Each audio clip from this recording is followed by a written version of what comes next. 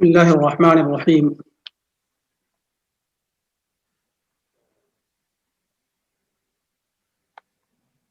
نحمده ونصلي على رسوله الكريم اما بعد. ویبینار کے شرکاء اور سامعین، السلام علیکم ورحمۃ اللہ وبرکاتہ. میرے مقالے کا عنوان ہے امام غزالی اور فلسفہ اخلاق. بغیر کسی لمبی تمہید کے میں آپ کے سامنے اپنا مقالہ پڑھنا شروع کرتا ہوں.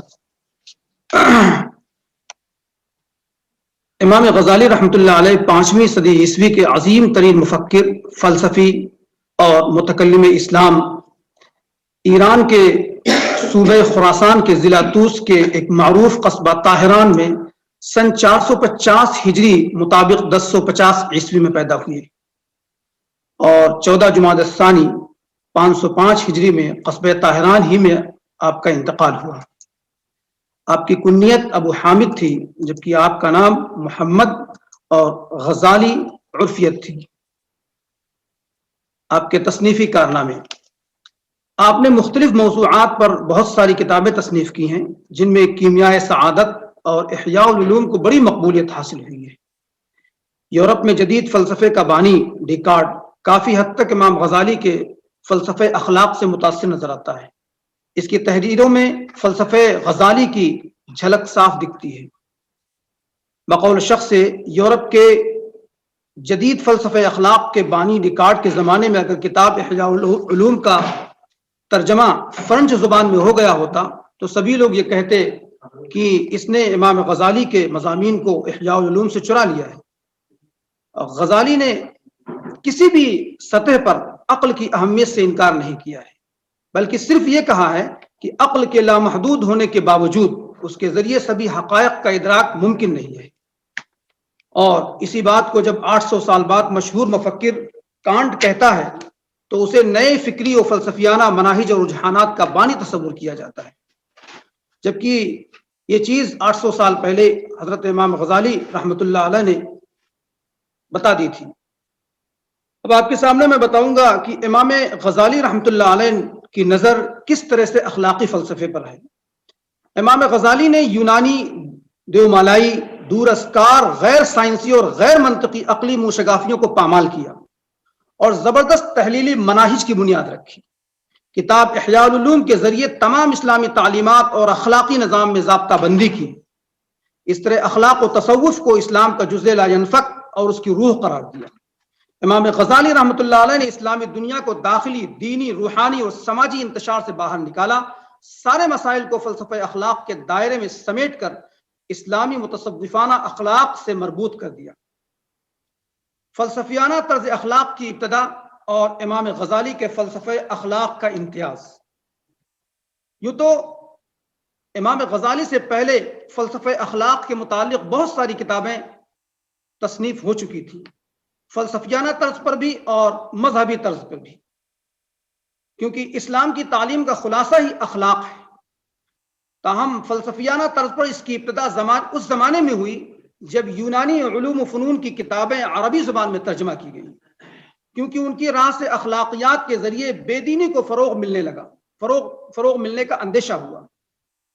اگرچہ آپ نے فقہ و اصول، فلسفہ و اخلاق و تصوف سبھی پر گراں قدر کام کیا، تاہم فلسفہ اور اخلاق پر آپ کی کاوشیں بے نظیر ہیں. آپ کے تصنیف احیاء العلوم الدین ان دونوں علوم و فلسفہ و اخلاق کو پوری طرح جامع ہیں. اخلاق کے موضوع پر آپ سے پہلے فلسفیانہ طرز کی بہت سی کتابیں منظر عام پر آ چکی تھیں. اسی طرح اخلاق کے موضوع پر بھی مذہبی طرز کی کتابیں بھی موجود تھیں، مگر امام غزالی کے اخلاق کے موضوع پر کتاب جو احیاء العلوم ہے اس کو جو مقبولیت حاصل ہوئی وہ کسی اور کتاب کو نہیں ہوئی. نہ تو فلسفیانہ طرز پر لکھی ہوئی کتاب کو ملی اور نہ ہی مذہبی طرز پر لکھی ہوئی کتاب کو ملی. اس کی وجہ یہ ہے کہ جو فلسفیانہ طرز پر کتابیں لکھی گئی تھیں ان کے اندر فلسفیانہ مزاج تھا، مذہبی مزاج بالکل نہیں تھا. لیکن امام غزالی رحمۃ اللہ علیہ کے یہاں فلسفیانہ مزاج اور مذہبی مزاج دونوں کا آہنگ موجود تھا. یہی وجہ ہے کہ عقل و خرد ایمان و یقین اور وحی و برہان سبھی کے شیدائیوں کو، اخلاق کی سچائیوں کو سمجھنے کا موقع امام غزالی رحمۃ اللہ علیہ کے یہاں ہی ملتا ہے۔ یہی وجہ ہے کہ امام غزالی سے قبل لکھی ہوئی کتابوں کو اگر آپ لکھی ہوئی کتابوں کو آپ کی کتاب احیاء العلوم سے وہی نسبت ہے جو قطرے کو گوہر سے، سنگ کو آپ گینے سے اور کاسے سفال کو جامع جم سے ہے۔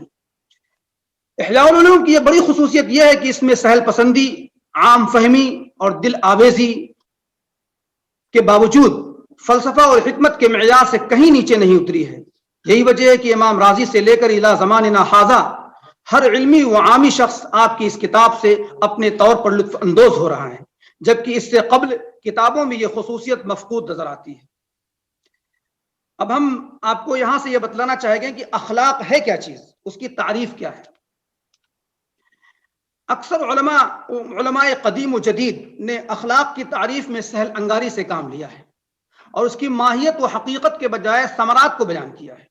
چنانچہ جب کوئی یہ شخص کہتا ہے کہ اخلاق یہ ہے کہ آپ کسی سے مسکرا کر ملیں، تو مسکرا کر ملنا اخلاق نہیں ہے، یہ اخلاق کی تعریف نہیں بلکہ اخلاق کا ثمرہ ہے۔ کسی کی آپ مدد کریں، کسی کے ساتھ رحم کریں، کسی کے ساتھ حسن سلوک کریں تو یہ اخلاق کا ثمرہ ہے، یہ اخلاق کی تعریف نہیں ہے۔ بہرحال بعض علماء نے اس کی ماہیت سے بھی تعرض کیا ہے۔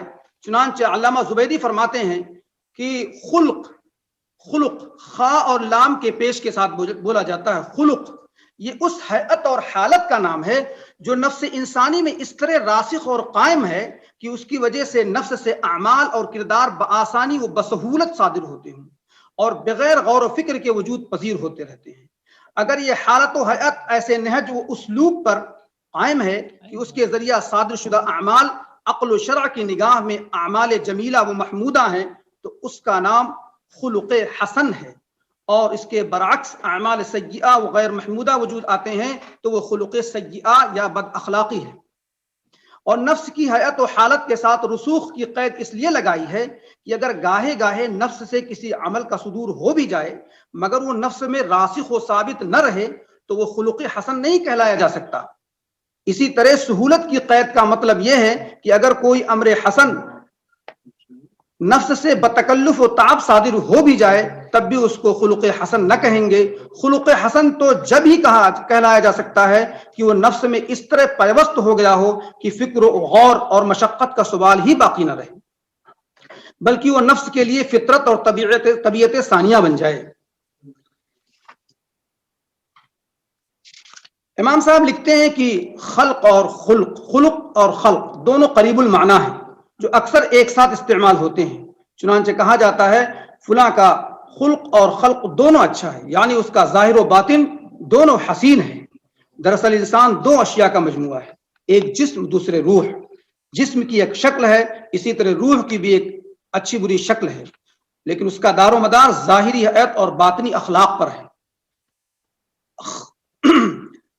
خلق کی اقسام بہت ہیں لیکن اصلی ارکان جن سے تمام شاخیں نکلتی ہیں چار ہیں: علم، غضب، شہوت اور عدل۔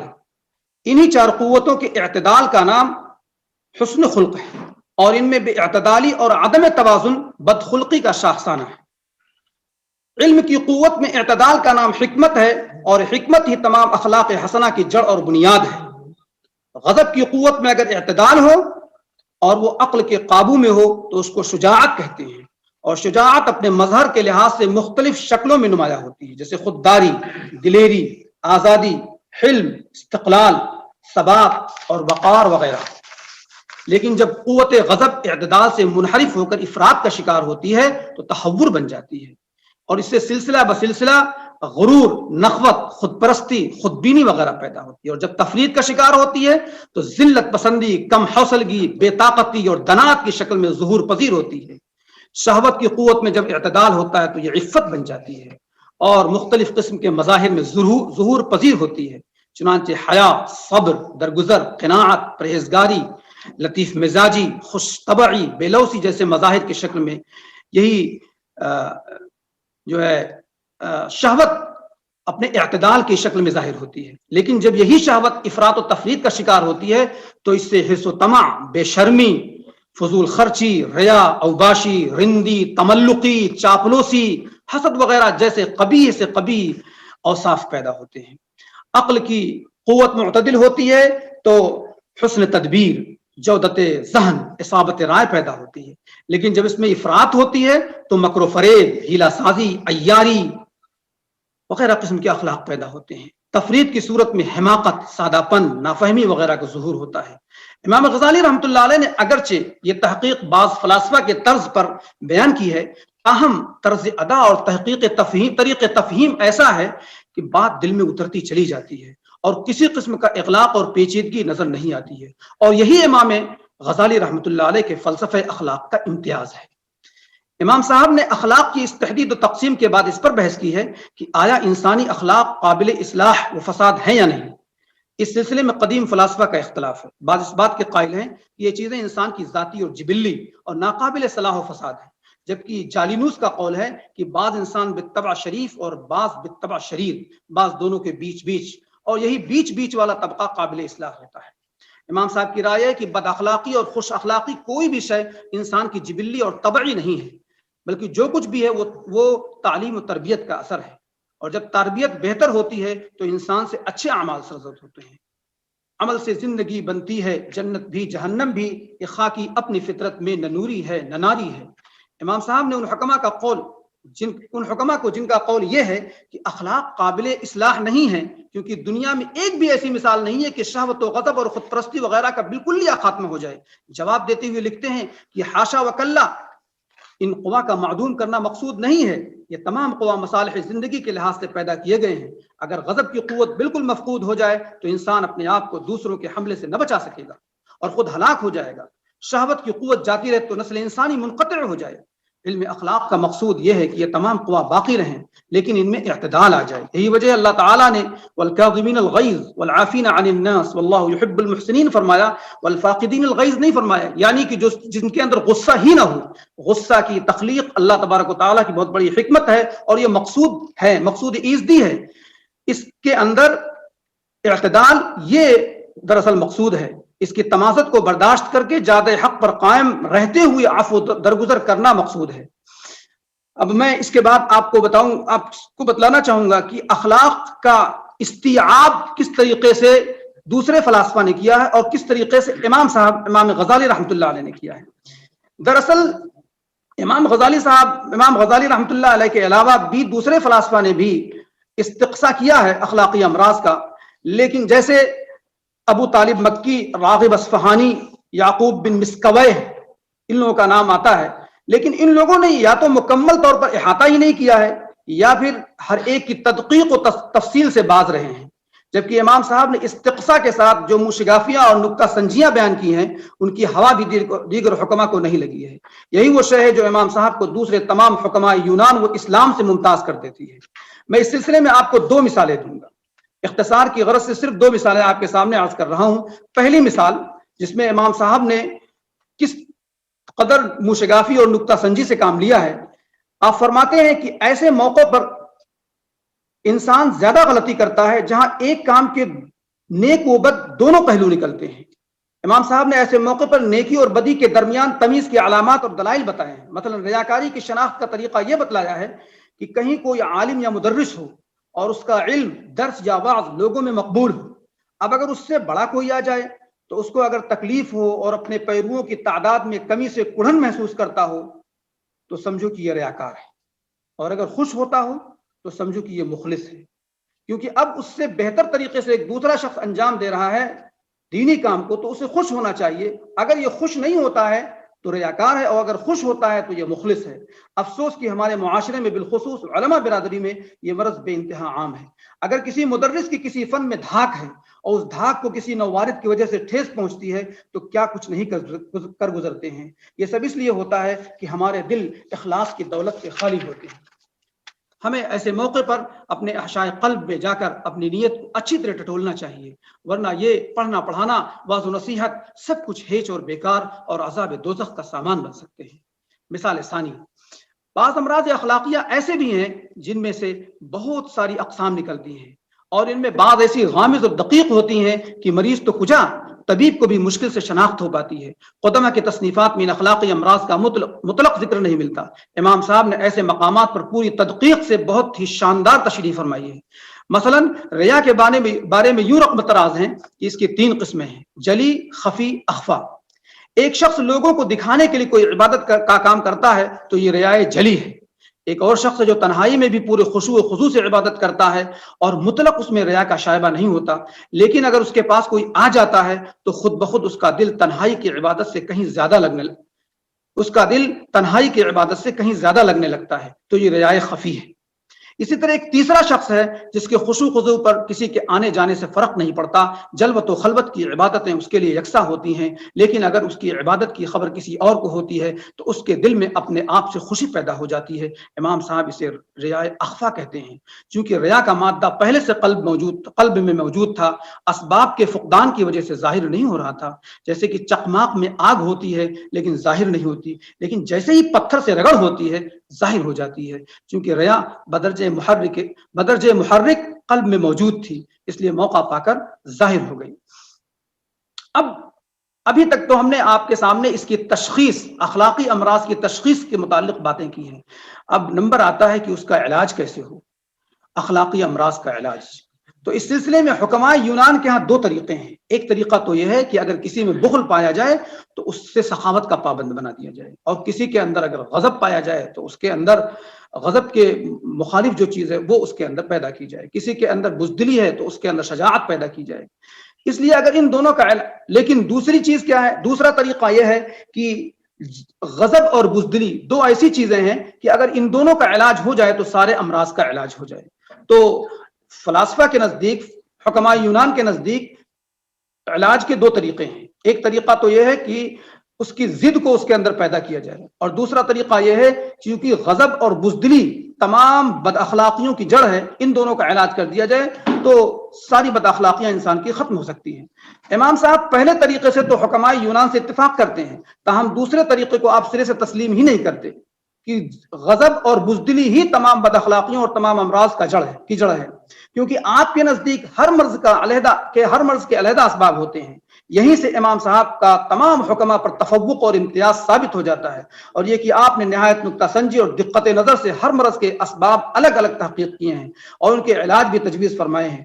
مثلا غیبت کے بارے میں آپ یوں رقم تراز ہیں کہ غیبت کے بہت سارے اسباب ہیں، البتہ ان میں سے 8 اسباب ایسے ہیں جو سبھی میں پائے جاتے ہیں، اور 3 اسباب ایسے ہیں جو صرف خواص میں پائے جاتے ہیں۔ نمبر 1، انسان کو جب کسی پر غصہ آتا ہے تو اس سے انتقام نہیں لے پاتا، اور وہ اس سے انتقام نہیں لے پاتا ہے تو اس کی بدگوئی پر آمادہ ہو کر اپنا کلیجہ ٹھنڈا کر لیتا ہے۔ گرمی مجلس کی خاطر انسان غیبت سننے اور اس میں شامل ہونے کو گوارا کر لیتا ہے۔ نمبر 3، جب انسان کو کسی کے متعلق شبہ ہوتا ہے کہ اس کے متعلق غلط خیالات رکھتا ہے تو حفظ ما تقدم کے طور پر وہ اس کے عیوب کو بیان کرنا شروع کر دیتا ہے۔ نمبر 4، انسان جب کسی جرم سے برات کا اظہار کرنا چاہتا ہے تو صرف برات پر اکتفا نہیں کرتا بلکہ متعلقہ شخص کے عیوب بھی گنانا شروع کر دیتا ہے۔ نمبر 5، دوسروں کی تنقیص میں ضمناً کمال حاصل کرنا مقصود ہوتا ہے۔ نمبر 6، انسان اپنے معاصر کی عزت و شہرت کو دیکھ نہیں پاتا تو اس کو عیوب کو بیان کر کے اس کی تنقیص کرتا ہے۔ نمبر 7، مذاق اور دل بہلانے کے لیے۔ نمبر 8، کسی کا تمسخر اور استہزاء کرنے کے لیے۔ یہ 8 اسباب عوام سے متعلق ہیں۔ خواص اور علماء میں غیبت کا انداز نرالا ہوتا ہے، وہاں کسی کی خیرخواہی کے پردے میں غیبت کی جاتی ہے، جیسے کہ یوں کہا جاتا ہے فلاں شخص بئی کمال لیاقت و صلاحیت باجماعت نماز نہیں ادا کرتا ہے، یا یوں کہا جاتا ہے کہ فلاں افسوس فلاں بئی تقوی شراب نوشی کرتا ہے۔ کبھی امر بالمعروف اور نہی عن المنکر کے جوش میں مرتکب گناہ کا نام لے کر اس کا اظہار کیا جاتا ہے۔ ان تینوں حالتوں میں غیبت کرنے والے کو یہ دھوکہ ہوتا ہے کہ وہ غیبت نہیں بلکہ مذہبی فریضہ ادا کر رہا ہے۔ اب اس کے بعد میں غیظ و غضب کے تعلق سے چند باتیں آپ کے سامنے عرض کروں گا۔ انسان کی تخلیق میں چونکہ تحلیلی کیفیت کا مادہ رکھا گیا ہے، اس لیے اسے بدل ما یتحلل کی ضرورت ہوتی ہے، یعنی انسان ایسا ہے کہ ہر وقت انسان فنا ہوتا رہتا ہے۔ یہ تو سائنسدانوں نے کہا، اور یہ چیز بالکل بدیہی بھی ہے کہ انسان فنا ہوتا رہتا ہے، انسان کے اعضاء ختم، لیکن اس پہ نئی چیزیں جڑتی رہتی ہیں، اور اندرونی طور پر تو غذا اس فریضے کو انجام دے دیتی ہے کہ جتنا خون کم ہوتا ہے اتنا ہم خون کی چیزیں کھاتے ہیں تو وہ خون بنتا رہتا ہے اور انسان کی زندگی کا قیام برقرار رہتا ہے۔ جس قدر بدن تحلیل ہوتا ہے غذا اس کا متبادل پیدا کر کے انسان کی زندگی کو قائم رکھتی ہے۔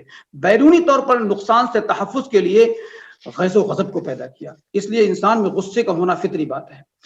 غصے کے مراتب، دوسری تمام قوتوں کی طرح قوت غضب کے بھی 3 درجے ہیں: افراط، تفریط، اعتدال۔ افراد کے معنی یہ ہے یہ قوت اتنا بڑھ جائے کہ عقل کے قابو سے نکل جائے. اس کا نتیجہ یہ نکلتا ہے کہ انسان سے غور و فکر، پیش بینی اور خود اختیاری جیسے اوصاف نکل جاتے ہیں. تفرید کے معنی ہے کہ جس موقع پر غصہ آنا چاہیے وہاں نہ آئے. اس کے نتیجے میں انسان میں بے غیرتی، دنات اور ذلت پرستی آ جاتی ہے.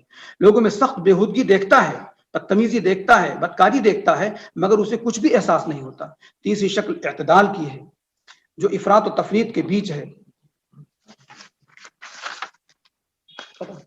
افراط و تفرید کے بیچ کی ہے، اسی کو پیدا کرنے کی کوشش کرنی چاہیے. حسد کے متعلق آپ نے فرمایا کہ حسد جو ہے ایک بہت ہی مہلک مرض ہے. یہاں تک کہ سورہ فلق میں بھی اللہ تعالیٰ نے حسد 2 سے منٹ میں اپنا مقالہ مکمل فرما لیں. جی، یہاں تک کہ اللہ تعالیٰ نے بھی ومن شر حاسد اذا حسد کہہ کر حسد سے پناہ مانگنے کی تلقین فرمائی ہے. من جملہ دوسری تمام بد اخلاقیوں کے حسد کے متعلق بھی امام صاحب نے کلام فرمایا ہے اور اس کے پیدا ہونے کے اسباب پر روشنی ڈالی ہے. میں یہاں حسد کے بعض اسباب کا ذکر کرتا ہوں اور اس کے بعد میں آپ سے رخصت لے لوں گا. حسد کے بعض اسباب: حسد، دشمنی اور عداوت. اگر انسان خود دشمن کو ضرر نہیں پہنچا سکتا تو دشمن کو ضرر پہنچانے کی تمنا کرتا ہے. اس سے بڑے بڑے پرہیزگار لوگ بھی خالی نہیں ہیں. اس لیے دشمن کے ساتھ حسد ہونا لازمی ہے. نیک سے نیک انسان بھی ایسا نہیں ہو سکتا کہ اس کے دشمن کا رنج و راحت اسے یکساں معلوم ہو. بعض لوگوں کو ایسا ہوتا ہے کہ یکتائی کی ہوس ہوتی ہے جس کی وجہ سے کسی کی بھی ترقی دیکھی نہیں جاتی. حسد کا علاج تجویز کرتے ہوئے امام صاحب فرماتے ہیں کہ حاسد کو یہ سوچنا چاہیے کہ حسد سے محسود کو نقصان نہیں ہوتا ہے بلکہ حاسد کو اس سے تکلیف ہوتی ہے. حسد تو دلیل کمال ہے. اسی طرح جب محسود کو معلوم ہوتا ہے کہ میری کامیابیوں پر حاسد کو رنج ہوتا ہے تو اس سے وہ خوش ہوتا ہے جو خود حاسد کے لیے باعث رنج ہے. دوسرے یہ کہ حاسد کو یہ سوچنا چاہیے کہ اس میں شرعاً نہایت مذموم شے ہے. حاسد کے لیے عذاب دوزخ ہے اور دنیا میں بھی حسد کی وجہ سے ہمیشہ ایک کوفت دل میں لگی رہتی ہے. حاسد کو ایک دم نہیں راحت جہان میں، رنجو حسد ہے جان ہے جب تک کی جان میں. آخر میں فلسفہ اخلاق کا سب سے اہم پہلو بیان کر کے آپ حضرات سے رخصت چاہوں گا اور وہ یہ ہے کہ آخر اخلاق کی غرض و غایت کیا ہے، ہمارے اندر اچھے اخلاق پیدا کیوں ہوں اور بد اخلاقیوں سے ہم کیوں بچیں. تو اس سلسلے میں واعظین و زہاد و عباد کا موقف یہ ہے کہ یہ سب حصول جنت اور لذائذ بہشت کا ذریعہ ہیں. لیکن امام صاحب کے نزدیک یہ ایک پست اور متبذل خیال ہے. یہ مقصد ایک عامی کا تو ہو سکتا ہے لیکن خواص اور ارباب تقویٰ کے لیے کسی بھی عمل کو 10 گنا بدلے کے عوض کرنا عبادت نہیں بلکہ تجارت ہے. امام صاحب کے الفاظ میں اخلاق کا مقصد یہ ہے کہ عمل میں اخلاص یہ ہے کہ عمل کرنے والا شخص اس دنیا میں اور آخرت میں اجر کا طالب نہ ہو. اس میں اس جانب اشارہ ہے کہ لذات نفس اور اس کی مرغوبات دنیا و آخرت ہر جگہ ایک آفت ہے. جنت کی نعمتوں کی غرض سے عبادت کرنے والا شخص ایک مریض ہے. سچ یہ ہے کہ عمل سے صرف اللہ کی رضا کی طلب ہو. جو شخص جنت کی امید اور دوزخ کے ڈر سے عمل کرتا ہے تو وہ فوری نفع کے لحاظ سے تو مخلص ہے لیکن در حقیقت شکم سیری اور زن پرستی کے راستے پر گامزن ہے. وآخر دعوانا ان الحمد للہ رب العالمین.